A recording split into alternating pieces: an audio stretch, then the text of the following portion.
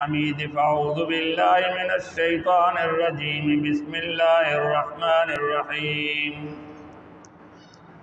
وَلَقَدْ نَصَرَكُمُ اللَّهُ بِبَدْرٍ وَأَنْتُمْ أَذِلَّةٌ فَاتَّقُوا اللَّهَ لَعَلَّكُمْ تَشْكُرُونَ صدق اللہ العظیم وبلغنا رسولہ النبی الکریم وَنَحْنُ عَلَى ذَلِكَ لَمِنَ الشَّاهِدِينَ وَالشَّاكِرِينَ وَالْحَمْدُ لِلَّهِ رَبِّ الْعَالَمِينَ إِنَّ اللَّهَ وَمَلَائِكَتَهُ يُصَلُّونَ عَلَى النَّبِيِّ يَا أَيُّهَا الَّذِينَ آمَنُوا صَلُّوا عَلَيْهِ وَسَلِّمُوا تَسْلِيمًا۔ دل کی محبت سے تمام حضرات درود شریف پڑھیں۔ اللہم صلی علی محمد وعلی آل محمد کما صلیت علی ابراہیم وعلی آل ابراہیم انک حمید مجید۔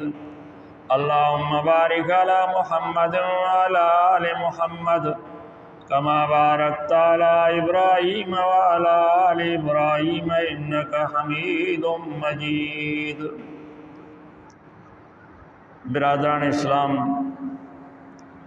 آج رمضان مبارک کی 16ویں تاریخ ہے۔ پچھلے جمعہ میں جنگ بدر کا واقعہ بیان ہوا تھا جو کہ ادھورا رہ گیا۔ انشاءاللہ اس کو مکمل کر کے آخر میں اعتکاف کے بارے میں چند باتیں گزارش کی جائیں گی۔ اللہ سے دعا ہے رب ذوالجلال مجھ ناچیز کو صحیح بیان کرنے، آپ کو اور ہم سب کو عمل کرنے کی توفیق عطا فرمائے۔ جنگ بدر میں نبی اکرم صلی اللہ علیہ وسلم اور صحابہ نے دعاؤں کے بعد روزہ رکھ کے صف بندی کی، تو دشمن نے بھی وہاں سے چل کے آگے قریب انہوں نے بھی صف بندی کی۔ عبد الرحمن بن عوف رضی اللہ تعالیٰ عنہ جو عشرہ مبشرہ میں سے ہیں، وہ روایت کرتے ہیں کہ جب صف بندی ہو رہی تھی تو میرے ارد گرد 2 بچے تھے، اس طرف بھی چھوٹا بچہ تھا، اس طرف بھی چھوٹا بچہ تھا۔ میں نے سوچا کہ عبد الرحمن آج تیری کامیابی کا دن ہے، آج ضرور عبد الرحمن تو شہید ہو جائے گا، کیونکہ دونوں طرف اگر طاقتور جوان ہوتے، سب میں پہلوان ہوتے تو مقابلہ ہوتا ٹکر کا۔ اب جو ہے تو سامنے سے تو میں مقابلہ کر سکتا ہوں، دائیں بائیں سے کوئی بھی دشمن ان بچوں کو شہید کر کے مجھ پر پہنچ سکتا ہے۔ تو میں نے شہادت کی تیاری کر لی، اپنے رب سے بخشش کی دعائیں مانگ لیں، اور اس جذبے سے میدان میں اترنے لگا کہ آج یقیناً میری شہادت ہوگی، آج میں بچ کر واپس مدینہ نہیں جا سکوں گا۔ تو دیکھو، اسے موت کا یقین ہے، پھر بھی سوچتا ہے کہ میں کامیاب ہو جاؤں گا، آج میں شہادت پا کے جنت میں چلا جاؤں گا۔ شہادت ہے مقصود مطلوب مومن، نہ مال غنیمت نہ کشور کشائی۔ تو مومن کا مقصود مطلوب جہاد میں شہادت ہوتی ہے، اور لشکر کشائی وغیرہ مال غنیمت وغیرہ کا سوچ اس کے ذہن میں نہیں ہوتا۔ تو یہ وہ دونوں بچے ہیں، جب نبی صلی اللہ علیہ وسلم نے انہیں لوٹانا چاہا تو ایک نے ضد کر کے اجازت لی، یا رسول اللہ صلی اللہ علیہ وسلم، میں یتیم ہوں، میرے باپ نہیں ہے کہ اس جنگ میں شہید ہوتے، بڑا بھائی میں ہوں، بڑا بھائی نہیں ہے کہ اس جنگ میں شریک ہوتے۔ اماں کی بھی یہ تمنا تھی، ہمیں اس نے اجازت دی، بڑی مشکلوں سے اماں سے ہم دونوں بھائیوں نے اجازت لی، یا رسول اللہ چلو چھوٹے بھائی کو چھوڑ دو، مجھے تو اجازت دے دو۔ نبی نے اس کا جذبہ دیکھ کر اس کو اجازت دی تو چھوٹا بھائی کہتا یا رسول اللہ میرے بڑے بھائی کو اجازت مل گئی ہے، میں اس سے طاقت میں زیادہ ہوں، تلوار چلانا زیادہ جانتا ہوں، زیادہ پھرتیلا ہوں، یا رسول اللہ مجھے بھی اجازت دیجئے۔ تو نبی نے فرمایا کہ تو کیوں یہ دعویٰ کرتا ہے، تیرے دعوے کا کیا ثبوت ہے؟ تو اس نے کہا یا رسول اللہ میرے بھائی سے میری کشتی کرا دو، مقابلہ کرا دو، اگر میں جیت گیا تو مجھے لے جانا، میں ہار گیا تو پھر مجھے آپ واپس کر لینا۔ نبی صلی اللہ علیہ وسلم مسکراتے ہیں، دونوں بچوں کے جذبوں کے دیکھتے ہیں۔ نبی صلی اللہ علیہ وسلم نے فرمایا چلو ٹھیک ہے تم دونوں مقابلہ کرو، اگر چھوٹا بھائی جیت گیا تو چھوٹا بھی جہاد میں چلے گا، اگر چھوٹا بھائی ہار گیا بڑا جیت گیا تو پھر چھوٹے بھائی کو واپس کیا جائے گا۔ اور مقابلہ شروع ہو رہا ہے، دونوں بھائی بغل گیر ہو رہے ہیں، ایک دوسرے پر زور آزمائی کر رہے ہیں، صحابہ اللہ اکبر کے نعرے لگا رہے ہیں۔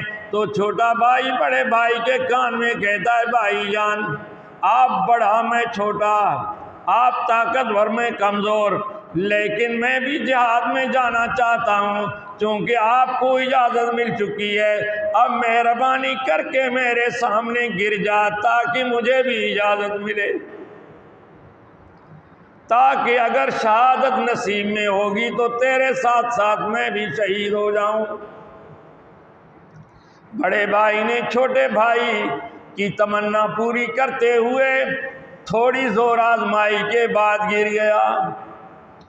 صحابہ نے نعرہ لگایا، نبی صلی اللہ علیہ وسلم قول کے مطابق اسے اجازت دینے پر مجبور ہو گئے، تو دونوں کو اجازت مل گئی۔ اب عبد الرحمن بن عوف رضی اللہ تعالیٰ عنہ کے سامنے سب بندی میں دشمن ہے، مقابلہ 3 گنا دشمن زیادہ، اور ادھر ارد اس طرف دائیں طرف بھی چھوٹا بچہ، بائیں طرف بھی چھوٹا بچہ۔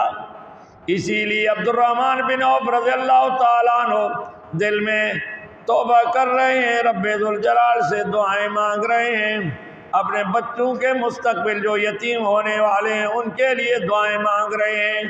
تو وہ سوچتا ہے کہ میں انہی سوچوں میں گم تھا کہ ایک بچہ کہتا ہے چچا جان۔ میں نے کہا جی بیٹے، کیا آپ ابو جہل کو جانتے ہیں؟ میں نے کہا ہاں، تیرا اس سے کیا کام ہے؟ وہ کہتا ہے جب سے ہمیں اجازت ملی ہے جہاد میں نے اور بھائی نے طے کیا کہ ابو جہل نبی کا بڑا دشمن، اس نے نبی اور صحابہ کو ستایا، آج کا دن بھی اسی کی وجہ سے مقابلے میں ہمیں آنا پڑا اللہ کی اجازت سے، کیونکہ وہ ہر وقت مسلمانوں کو ختم کرنے کے در پہ ہیں، نبی کے گستاخ ہیں، نبی کے دشمن ہیں۔ جیسے ہی ہمیں جہاد میں جانے کی اجازت مل گئی تو ہم دونوں بھائیوں نے سوچا جیسے ہی ابو جہل سے مقابلہ ہو گیا، ابو جہل سے مٹھ بھیڑ ہو گئی، تو یا ابو جہل رہے گا یا ہم دونوں بھائی رہیں گے۔ عبد الرحمن بن عوف کہتا ہے میں حیران ہو گیا ان چھوٹے بچوں کا جذبہ دیکھ کر کہ ابو جہل جیسے بڑے سردار، ابو جہل جیسے بڑے طاقتور، ابو جہل جیسے بڑے جنگی کمانڈر، جنگی ماہر سے یہ دونوں بچے کیا ٹکرائیں گے۔ جب اللہ تعالی کسی بڑے کو مارنا چاہتے ہیں تو چاہے ابرہہ کی طرح ابابیلوں سے مروا دے، اگر چاہے تو نمرود کی طرح اس کی فوج اور نمرود کو مچھروں سے مروا دے، یہ اللہ تعالیٰ کے ہاتھ میں ہے۔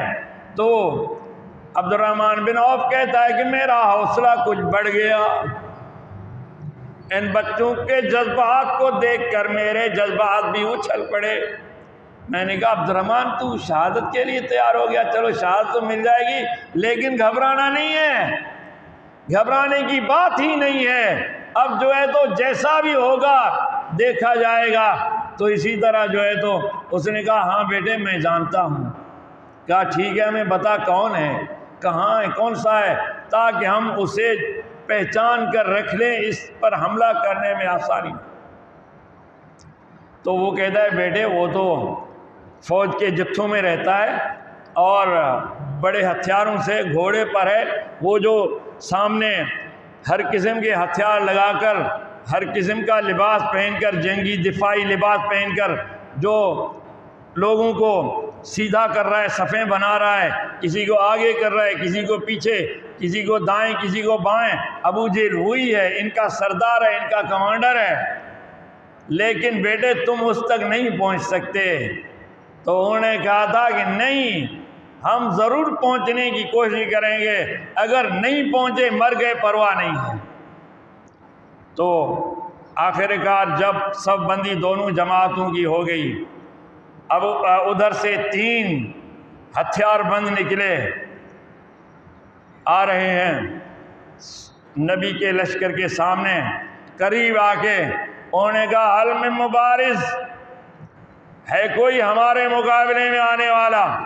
اب اس وقت کا اصول تھا کہ اگر وہاں سے 1 آئے تو یہاں سے بھی 1 جائے، وہاں سے 2 آئیں تو یہاں سے بھی 2 جائیں، وہاں سے 3 آئیں تو یہاں سے بھی 3 آئیں۔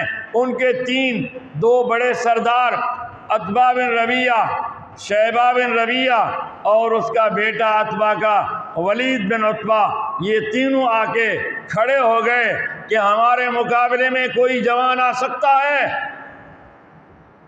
یہاں سے حضرت حمزہ اٹھے جو نبی اکرم صلی اللہ علیہ وسلم کے چچا ہیں، اور حضرت علی رضی اللہ تعالیٰ عنہ اٹھے جو نبی کے چچا زاد بھائی اور بعد میں داماد بنے، نبی صلی اللہ علیہ وسلم کے فاطمہ کے شوہر بنے، اور ایک نبی کا دوسرا چچا زاد بھائی جس کا نام میرے ذہن میں ابھی نہیں آ رہا، وہ بھی آ گئے، تینوں یہ سامنے میدان میں آ گئے۔ تو دشمن کا سردار کہتا ہے تم بتاؤ کیا تم ہمارے ٹکر کے ہو یا کمی کمین ہو؟ اب جو ہے تو جنگوں میں بھی اپنے خاندانی ٹکر کے لوگ چاہتے ہیں، وہ جہالت کی انتہا ہے، تعصب کی انتہا ہے، تم بتاؤ تم کون ہو؟ کیونکہ جب جنگیں لڑتے تھے تو منہ کو اکثر ڈھاٹا باندھتے تھے منہ پر، اور جو ہے تو خود چڑھاتے تھے، جسے ہیلمٹ آج کل کہا جاتا ہے، وہ سر پہ رکھتے تھے، لوگوں کی پہچان کم ہوتی تھی۔ تو انہوں نے کہا تھا بتاؤ تم ہمارے ٹکر کے ہو یا کمی کمین ہو؟ تو حضرت حمزہ کہتا ہے میں حمزہ ہوں، یہ علی ہے، یہ فلان ہے جو میرا بھتیجا ہے، یعنی ایک بھتیجا علی، ایک بھتیجا وہ، اور تیسرا حمزہ، یہ دونوں نبی صلی اللہ علیہ وسلم کے ایک چچا ہے، 2 چچا زاد بھائی ہیں۔ تو وہ کہتے ہیں ہاں مقابلہ ٹکر کا ہے، تم خاندان میں ہر چیز میں ہمارے برابری کے ہو۔ اب جب مقابلہ ہو جاتا ہے، حضرت حمزہ رضی اللہ تعالیٰ عنہ بھی جنگی کمانڈر تھے، شیر دل تھے، حضرت علی بھی شیر دل تھے، تیسرے صحابہ بھی شیر دل تھے، ہر ایک نے ایک کا مقابلہ کیا۔ حضرت علی نے لڑتے ہوئے اپنے دشمن کو گرا دیا، اس کو پورا کر دیا۔ حضرت حمزہ نے اپنے دشمن کو لڑتے ہوئے گرا دیا، اس کو پورا کر دیا۔ لیکن تیسرا جو صحابی ہیں حضرت علی کے چچا زاد بھائی، وہ لڑتے ہوئے زخمی ہو کے گر پڑے۔ دشمن اس پہ حاوی ہونا چاہتا تھا کہ حضرت علی نے حمزہ کو کہا کہ تو دشمن کا مقابلہ کر، میں زخمی کو اٹھاتا ہوں۔ تو حضرت حمزہ اس دشمن کے مقابلے میں آ گئے، لڑتے ہوئے حضرت حمزہ نے اس کو گرا دیا۔ تو حضرت علی نے اپنے صحابی کو کندھے پر اٹھا کر مسلمانوں کے لشکر میں لایا۔ تو تین ایک سے مقابلہ تھا، وہ بھی ایک زخمی تھا، ان کے 3 ختم ہو گئے، ان کے 2 ٹھیک ٹھاک بچ کے آ گئے، ایک زخمی ہو گیا۔ تو ابتدائی مقابلہ مسلمان جیت گئے۔ اب اس کے بعد یکدم ابو جہل نے حکم دیا کہ ان پر حملہ کیا جائے، کیونکہ ایک سے شاید ہم مقابلہ نہ کر سکیں۔ انہوں نے حملہ کر دیا۔ حضرت عبد الرحمن بن عوف کہتے ہیں کہ جیسے ہی حملے کا پروگرام انہوں نے بنایا، انہوں نے حملہ کر دیا، تو نبی نے بھی ہمیں اجازت دی۔ میں کیا دیکھتا ہوں کہ وہ دونوں بچے آگ اور طوفان کی طرح ایسے بھاگے، دشمن پر ایسے جھپٹے کہ فوراً ابو جہل کے گھوڑے تک پہنچ گئے۔ ایک نے گھوڑے کی ٹانگ پر تلواریں مارنی شروع کی، دوسرے نے ابو جہل کی ٹانگ پر تلواریں مارنی شروع کی۔ گھوڑا بھی گر گیا، ابو جہل بھی گر گیا۔ اب جو ہے تو اس پہ خود ہیلمٹ تھا، زرہ تھا اور جنگی لباس تھا، مار مار کے دونوں بھائی اسے مار نہ سکے کہ یہاں تک کہ زخمی کر دیا، اٹھ نہیں سکتا تھا۔ تو اکرمہ بن ابو جہل جو ابو جہل کا بیٹا تھا، اس نے حملہ کر کے جو ہے تو ایک چھوٹے بچے کے کندھے پر تلوار کی وار کی، جس کی وجہ سے کندھے سے لے کر بغل تک اس تلوار نے کاٹا، صرف بغل کی کھال رہ گئی۔ اب جو ہے تو کندھا ہاتھ لٹکنے لگا۔ دوسرے صحابہ آئے، انہوں نے حملہ کر کے ابو جہل کے بیٹے کو ہٹایا اور پھر ابو جہل کو پورا کر دیا۔ اب جب ان کا کمانڈر مارا گیا، سردار مارا گیا، وہ بھی چھوٹے دو بچوں کے ہاتھوں میں، تو وہ بددل ہو گئے، ان کے عزائم ٹوٹ گئے، ان میں مایوسی آ گئی۔ آخر کار کچھ وقت کے بعد وہ بھاگنے لگے۔ صحابہ نے ان کا پیچھا کیا۔ نبی نے فرمایا کہ جو مار سکتے ہو جس کو مارو اور جس کو پکڑ سکتے ہو اس کو پکڑو۔ تو صحابہ کرام نے لڑتے ہوئے 70 کافروں کو قتل کر دیا اور جو ہے تو 70 کو گرفتار کیا، باقی بھاگ گئے، بہت سا مال غنیمت چھوڑ گئے۔ تو رب ذوالجلال فرماتے ہیں وَلَقَدْ نَصَرَكُمُ اللَّهُ بِبَدْرٍ، تاکہ اللہ تعالیٰ نے تمہاری مدد کی بدر میں، وَأَنْتُمْ أَذِلَّةٌ تم کمزور تھے، فَاتَّقُوا اللَّهَ لَعَلَّكُمْ تَشْكُرُونَ، اللہ سے ڈرو تاکہ تم ہدایت والے ہو جاؤ، تاکہ تم رب ذوالجلال کا شکر ادا کرو۔ یہ بدر میں مدد دینے والا کون ہے؟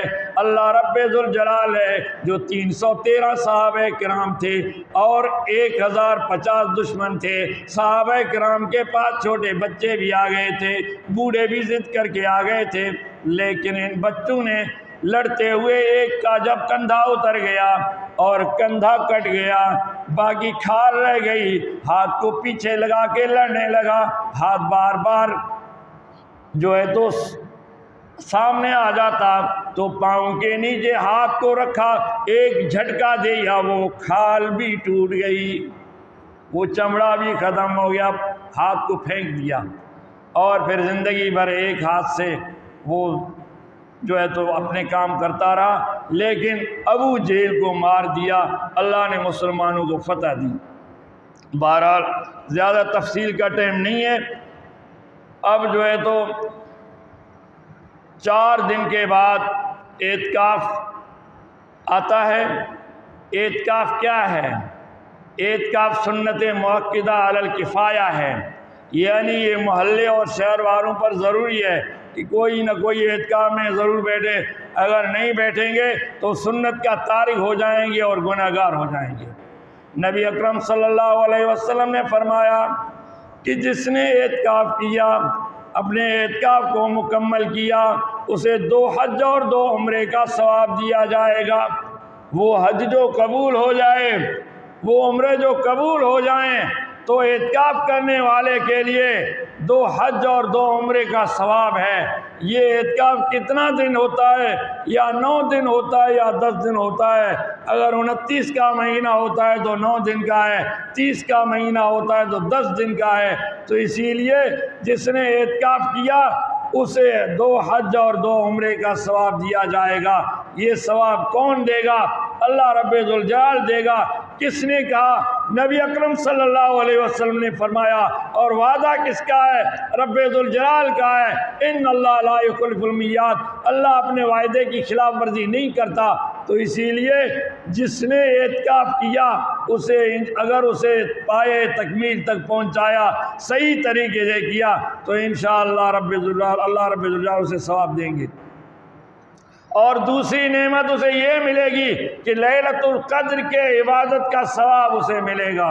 جو اعتکاف میں بیٹھتا ہے اس کا سونا بھی عبادت میں شامل، اس کا عبادت بھی عبادت میں شامل، اور اس کا بیٹھنا بھی عبادت میں شامل، 24 گھنٹے اس کے عبادت میں شامل، چاہے روایتی طور پر راتوں کو وہ عبادت کرے یا نہ کرے، لیکن اعتکاف میں ہونے کی وجہ سے اللہ رب ذوالجلال اسے لیلۃ القدر کا ثواب دیں گے۔